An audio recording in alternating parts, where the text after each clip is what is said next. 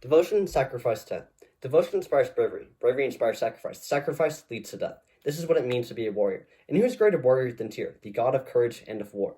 Join me as I tell you the myth of Tyr, told by Helen A. Guber.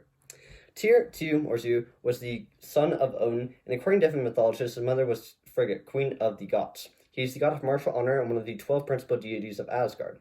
Although he appears to have no special dwelling, he was always welcomed to Valhalla and occupied one of the 12 thrones in the Great Council Hall, Gladsheim.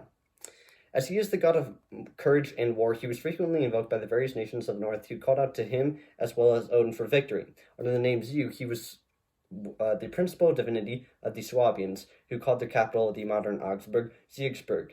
Those people venerating him as a leader want to worship him under the emblem of the sword, his distinctive attribute, and held the great sword dances in his honor, where various figures were performed. Sometimes these participants, forming two long lines, cross their swords, point upwards, and challenge the bolts among their number to take a flying leap over them. Other times, these warriors would join their sword blades closely together into a rose or wheel, and once the figure was completely formed, inviting their chief to stand upon the middle of it, and then they bore him through their camp in triumph. The sword point was further considered so sacred that it became customary to register oaths upon it.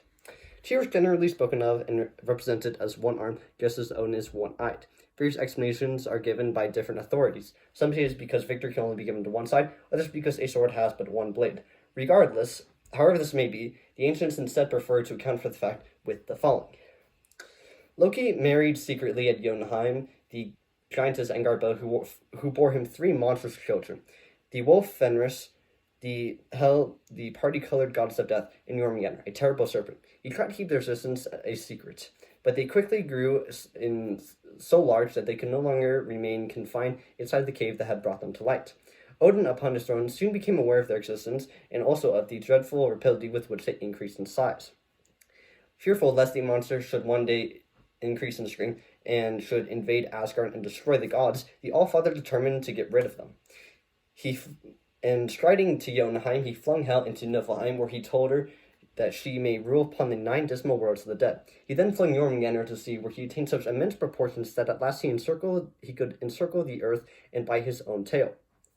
None too pleased that the serpent should attain such such fearful dimensions in his new element, Odin vowed to bring Fenris to Asgard, where he thought by kindly treatment he might make him gentle and tractable.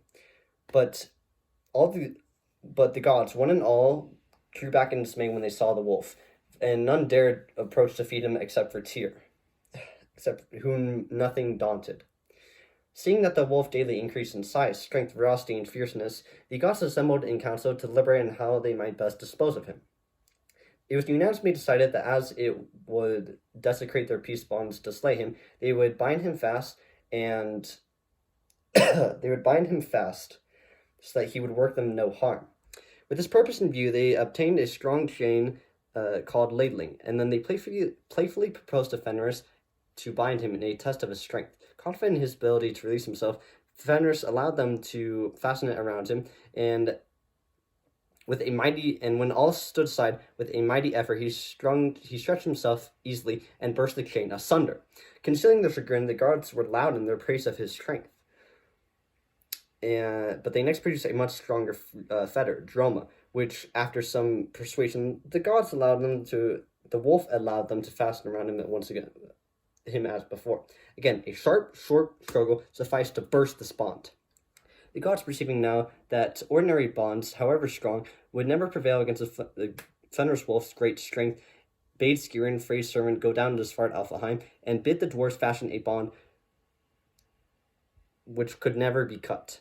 By magic arts, the dark elves fashioned a slender silken rope of such impalpable materials such as a cat's footsteps, the beard of a woman, the roots of a mountain, the longings of a bear, the voice of fishes, and the spittle of birds. And once it was done, they handed it to Skirin, assuring him that no strength would avail to break it, and that the stronger it was restrained, the stronger it would become. Armed with this bond called Glitnir, the gods went with Fenris to the island Lyngvi in the middle of Lake Armsvarten, and again proposed to test his strength. But although Fenris had still grown in strength, he mistrusted the bond which looked so slight. He therefore refused to allow himself to be bound unless one of the Aesir volunteered to put their hand inside of his jaw and leave it there as a promise of good faith that no magic arts were to be used against it. The gods, hearing the decision with dismay, all drew back except for Tyr, who, seeing that the others would not venture to comply with the conditions, boldly stepped forward and thrust his hand into the monster's jaws. The gods now secured Gleipnir securely around Fenris's neck and paws, and then they saw that his utmost efforts to free himself were fruitless. They shouted and laughed with glee. Tyr, however, could not share their joy, for the wolf finding him captive, bit off his god's hand at the wrist. Deprived of his right hand, Tyr was now forced to use the maimed one as his shield and wield his sword with his left hand. But such was his dexterity that he slew enemies as before. Opening his wide, fearful jaws, Fenris uttered such terrible, terrible howls that the gods, to silence him, thrust a sword into his mouth, the hilt resting upon his lower jaw, and the point into his mouth, and the point up against his palate. The blood then began to pour out in such screams that it formed a great river called Van. The wolf was destined to remain thus chained fast until the last days, when he would burst his bound and would be free to avenge his wrongs.